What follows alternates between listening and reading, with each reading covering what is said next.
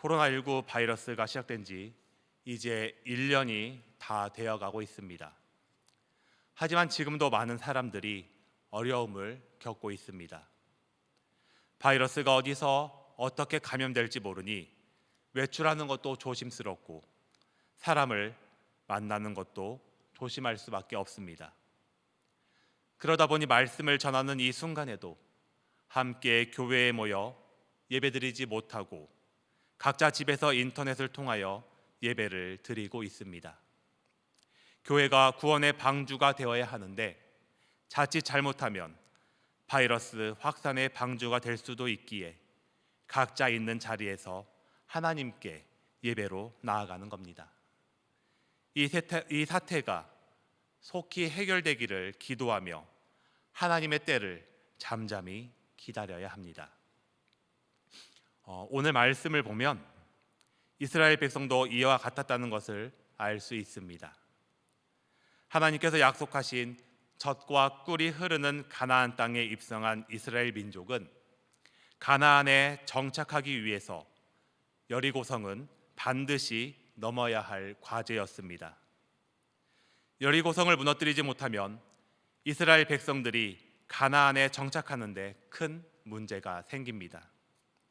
하지만 그들에게는 여리고 군대와 맞서 싸울 군사 조직도 전쟁을 치를 만한 무기도 준비되어 있지 않았습니다. 반면에 여리고성에는 전쟁에 능한 장수뿐만 아니라 전쟁을 위해 준비된 군사들과 무기가 있었을 겁니다. 또 여리고성을 말할 때 철옹 성벽이라고 말합니다. 고고학적 발굴에 의하면 여리고성은 가파른 경사지 정상에 위치했었을 뿐만 아니라 적들의 침입에 대비하여서 성 밖으로 3m에서 4m 정도 되는 석조 장애물을 설치한 것으로 밝혀졌으며 성벽은 내벽과 외벽의 이중 구조로 건축되어 있는데 외벽은 내벽에 대하여 35도 각도로 되어 있어서 사람들이 성을 무너뜨리거나 기어오르기 위해 접근하는 것이 거의 불가능했다고 합니다. 그러니까 쉽게 말씀드리면 언덕 위에 성을 지었고 일중이 아니라 이중 구조로 적들의 침입을 대비하였으며 벽이 일반적인 모습과 반대로 사다리꼴 모양으로 벽을 설치했기에 그 벽을 오르는 것이 어려웠다는 겁니다. 이런 여리고성을 점령한다는 것이 이스라엘 백성에게는 미션 임파서블, 아마 불가능한 임무처럼 느껴졌을 겁니다. 우리도 이스라엘 백성처럼 우리의 삶 속에서 여리고성과 같이 넘어설 수 없을 것 같은 문제를 만날 때가 있습니다. 해결해야 하지만 해결은커녕 확산되어 가는 이번 코로나19처럼 진학, 취업, 결혼, 사업 등 삶 가운데 우리 뜻대로 풀리지 않는 문제들은 우리 삶 가운데 도처에 널려 있습니다. 하지만 오늘 하나님의 말씀은 이스라엘이 난공불락의 요새 여리고성을 하나님의 도우심으로 단숨에 무너뜨린 사건입니다. 여리고성 점령은 분명히 그들의 힘으로는 벅찬 일이었습니다. 하지만 하나님의 방법으로 여리고성은 무너졌습니다. 내가 가진 힘과 경험으로 축적한 지식과 능력으로는 할 수 없지만 하나님의 방법으로는 이 모든 것을 넘어설 수 있습니다.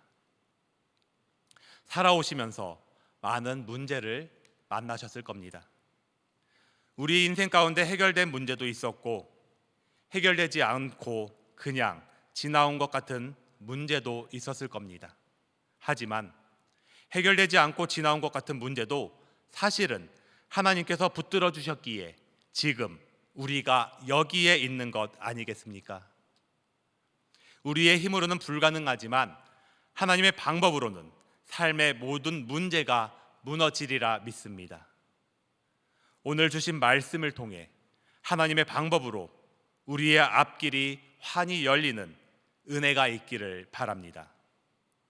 먼저 우리의 문제를 해결받기 위해서는 하나님의 때를 기다려야 합니다. 오늘 주신 말씀 3절과 4절 중반절 말씀입니다.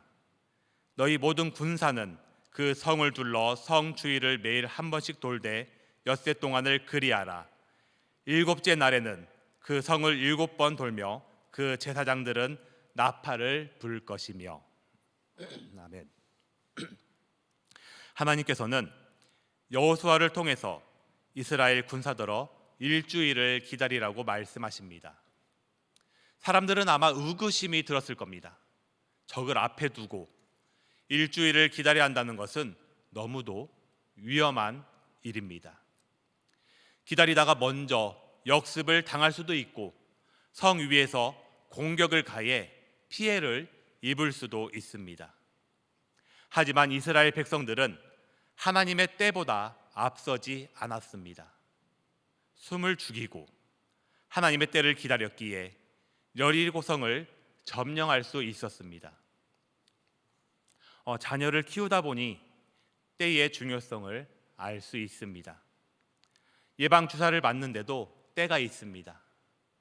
아무 때나 가서 주사를 맞는 게 아니라 점차적으로 1차, 2차, 3차 아이의 성장에 따라 주사를 맞춰야 아기에게 도움이 된다는 겁니다. 또 때를 놓칠 경우는 주사를 놔도 소용이 없다고 합니다. 저희 집에 있는 작은 아이가 먹는 걸 엄청 좋아합니다. 여러 가지 음식을 주는데 아내가 그거는 아이가 먹으면 안 된다 말한 음식 몇 가지가 있습니다. 그 중에 하나가 꿀.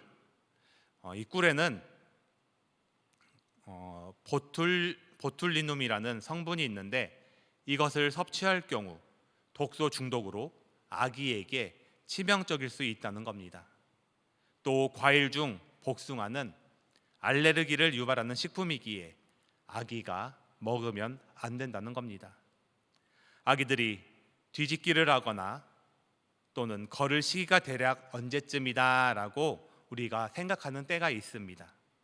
그 시기보다 빠르면 우리 아이가 다른 집 아이들보다 특출나나 라는 생각이 들기도 하고, 좀 늦어지면 혹시 우리 아이가 성장 발달에 문제가 있나라는 생각이 들어 걱정이 되기도 합니다. 그렇지만 이런 것들은 다 때가 되면 해결될 일들입니다. 우리를 향하신 하나님의 때도 마찬가지입니다. 에스겔 34장 26절 말씀을 통해 말씀하시기를 내가 그들에게 복을 내리고 내 산 사방에 복을 내리며 때를 따라 소낙비를 내리되 복된 소낙비를 내리리라 라고 말씀하셨습니다. 하나님께서 어떤 일을 행하시거나 이루실 때는 언제나 정하신 때와 정하신 때에 그 일을 이루셨음을 기억하시기 바랍니다. 나사로가 죽었을 때 예수님은 이틀을 더 기다리신 후 나사로가 있는 곳을 향해 가셨습니다. 나사로가 죽었을 때 바로 가신 것이 아니라 때를 기다리신 겁니다. 하나님이 영광 받으실 때를 기다리셨습니다. 하나님은 영광을 드러내실 때를 아들에게 알리셨고 예수님은 그때에 맞춰 행동하셨습니다. 우리가 믿음으로 살아가는데 실패하는 이유는 사람들이 하나님의 때를 기다리지 못하고 앞서거나 때를 믿지 못해서 생겨나는 겁니다. 사울 왕이 그랬습니다. 블레셋과 전쟁을 앞두고 하나님께 제사를 드리기 위해 사무엘을 기다렸습니다. 그런데 사무엘이 오기로 한 날이 지났는데도 오지 않자 사울 왕은 마음이 조급해졌습니다. 그래서 자신이 직접 하나님께 제사를 드렸고 그 결과 하나님께 책망을 받았습니다. 하나님의 때를 기다린다는 것은 하나님의 주권에 대한 믿음과 밀접한 관계가 있습니다. 모든 상황과 문제도 결국 하나님의 주권 아래 있습니다. 하나님의 주권을 인정한다는 것은 순종이라는 믿음의 행위로 나타나게 되어 하나님께 모든 것을 맡기고 기다릴 수 있게 되는 겁니다. 우리가 기도한 많은 것들이 우리의 마음과 상관없이 더디게 응답되는 일들이 있더라도 하나님의 아들이신 예수님도 하나님의 때를 기다리셨듯 우리도 당연히 믿음으로 그 때를 기다릴 수 있어야 합니다. 하나님은 가장 합당한 순간에 능력을 드러내시고 우리를 만족시켜 주실 겁니다. 중요한 일을 두고 기도하면서 하나님의 응답을 기다리고 있다면 신실하신 하나님에 대한 믿음을 가지시기 바랍니다. 하나님은 최선의 때에 능력을 보이셔서 우리의 기다림을 기쁨으로 바꾸어 주실 겁니다. 두 번째로, 우리의 문제를 해결받기 위해서는 하나님을 앞세워야 합니다. 오늘 주신 말씀 8절 9절 말씀입니다.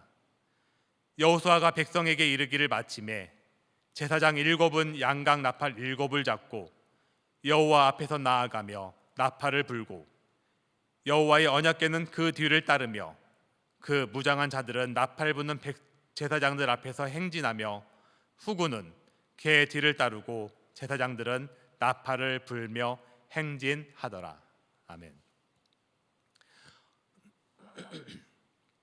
언약궤를 메고 성 주위를 돌라는 하나님의 명령에 따라 무장한 군인들과 제사장들이 호위하는 언약궤를 앞세우고 행군하였다라고 말씀하셨습니다. 하나님의 임재를 상징하는 여호와의 언약궤를 앞세우고 행진하도록 명하신 이유는 이 전투의 진두지휘자와 또 그 전투의 선봉에 서서 싸우시는 분은 오직 하나님이심을 분명히 나타내시기 위함이셨으며 참가한 모든 사람들에게 하나님의 함께하심을 자각하여 두려워하지 말고 걱정하지 말라는 하나님의 명령입니다. 그 믿음으로 성을 돌았을 때 여리고 성을 무너지게 하신 하나님의 능력을 목도할 수 있었습니다. 하나님을 앞세울 때 하나님은 결코 우리를 실망시키지 않으신다는 겁니다.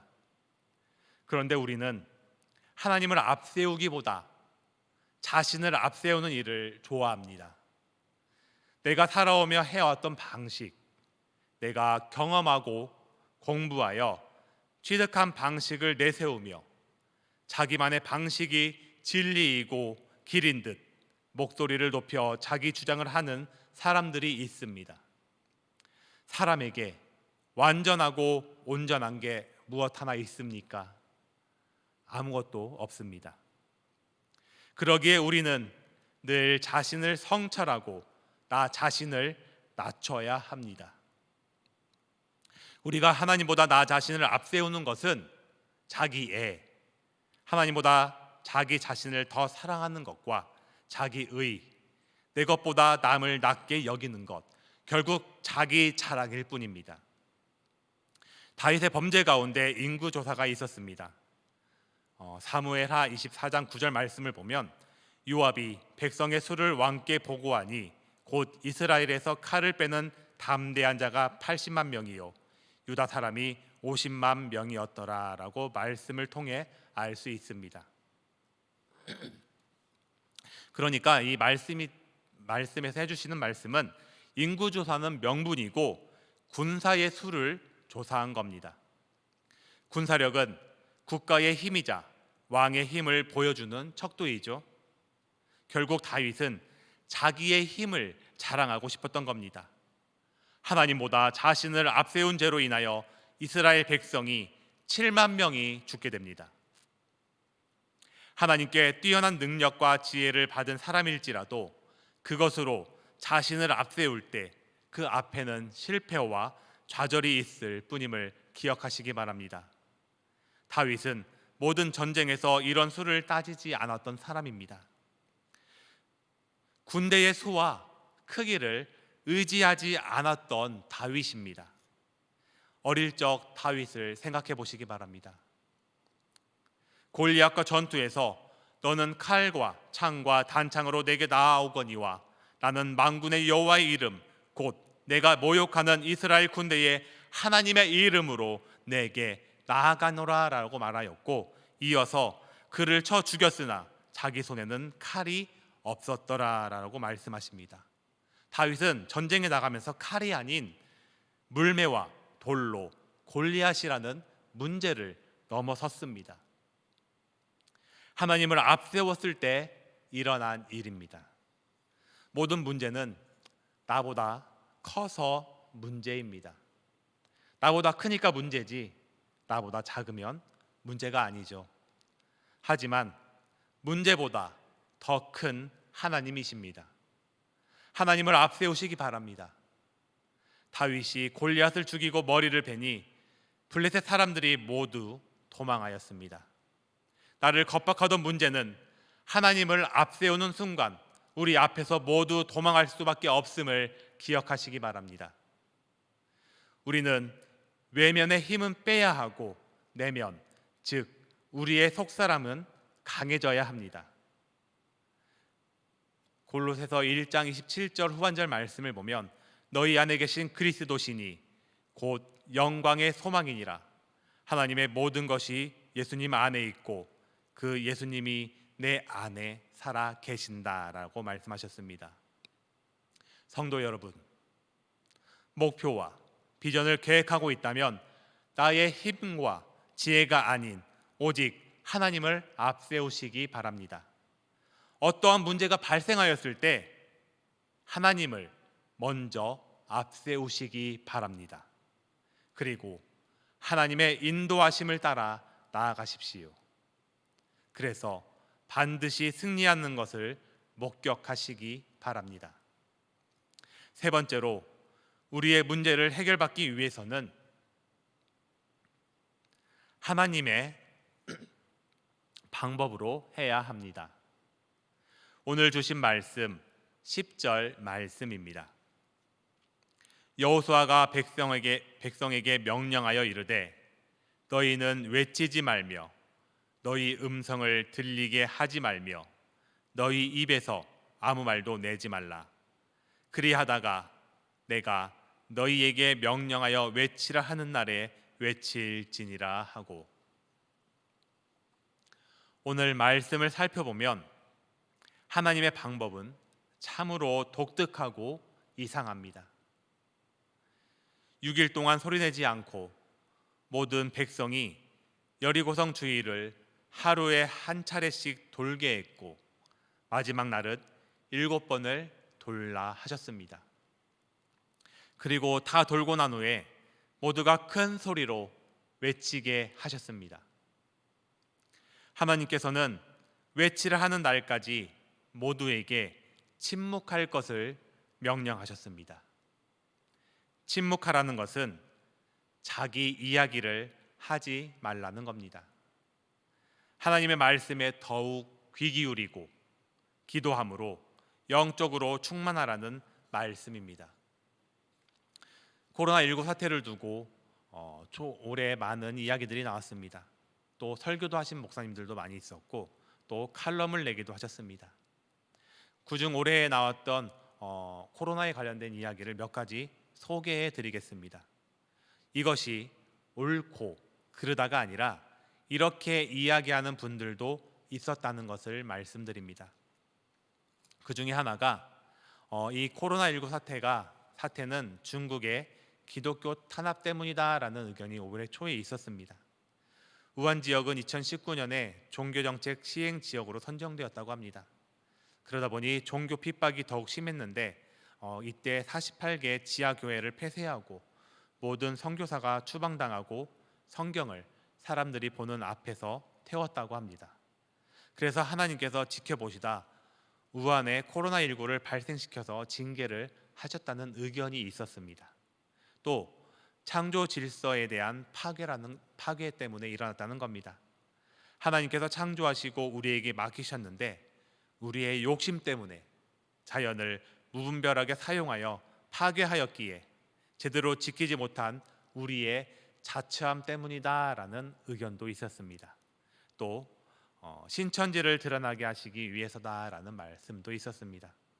신천지가 난리였죠. 올해 초에 코로나19 바이러스를 많이 전파하는데 한몫했고 또 그로 인해서 신천지 교회가 폐쇄 조치되고 또 전소주사 들어가면서 숨겨진 신천지가 드러나는 기회가 될 수 있었습니다. 그래서 이런 이단 집단을 기성교회와 다른 집단임을 알게 하기 위한 하나님이 신천지에 대한 심판이다라는 내용이었습니다.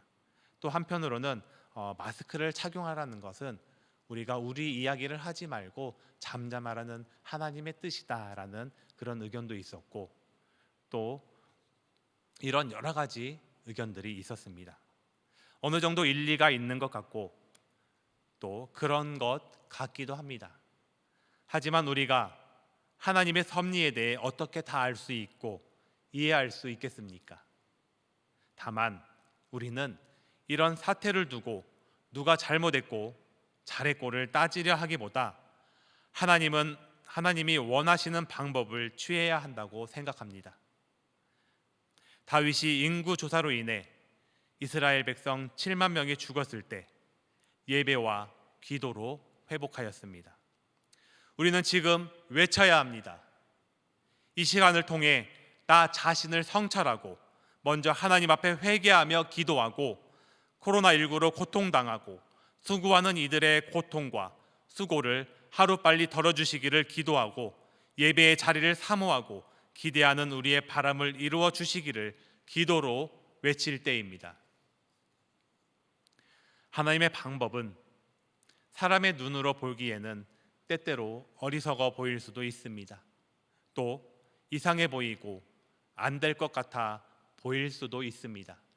그러나 하나님의 방법은 항상 옳습니다. 비록 우리가 이해하지 못한다고 해도 언제나 정확하고 틀림없는 것이 하나님의 방법입니다. 사랑하는 성도 여러분, 우리의 기도가 더디 응답되더라도 오히려 여유를 가지고 하나님의 때를 기다리며 하나님의 방법을 가르쳐 달라고 기도하시기 바랍니다. 하나님의 때에 하나님의 방법으로 이루실 것을 믿고 하나님을 앞세우고 나갈 때 우리 삶의 모든 문제를 하나님의 권능으로 해결해 주시는 은혜를 체험할 수 있습니다. 다가오는 2021년도를 하나님의 방법으로 살아감으로 다가오는 2021년도 한 해를 승리하는 우리 성도님들 되시기를 바랍니다. 여기 우리에게 주시는 하나님의 말씀이 있습니다. 고린도전서 1장 25절 말씀입니다. 하나님의 어리석음이 사람보다 지혜롭고 하나님의 약하심이 사람보다 강하니라. 아멘.